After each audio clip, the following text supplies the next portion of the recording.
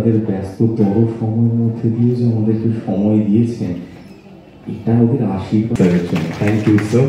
পরবর্তীতে আমি ওকে অবশ্যই মঞ্চে আসার জন্য রিকোয়েস্ট করবো। ধরে দাঁড়াবেন,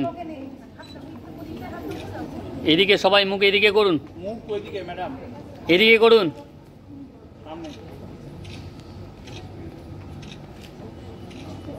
মঞ্চে আমন্ত্রণ জানাবো চারুচন্দ্র কলেজের সঙ্গে তিনি ওতপ্রোতভাবে জড়িত, শুধু অধ্যক্ষা নন, তিনি রয়েছেন প্রতি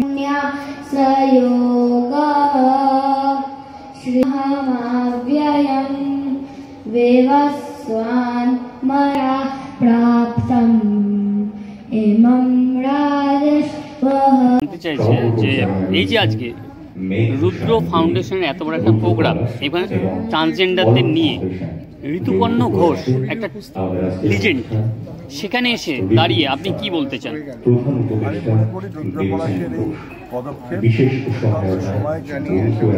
এবং অনুষ্ঠান তাদের অধিকারের প্রতিষ্ঠার যে লড়াই, সেই লড়াইয়ে সহায়ক ভূমিকা গ্রহণ করে।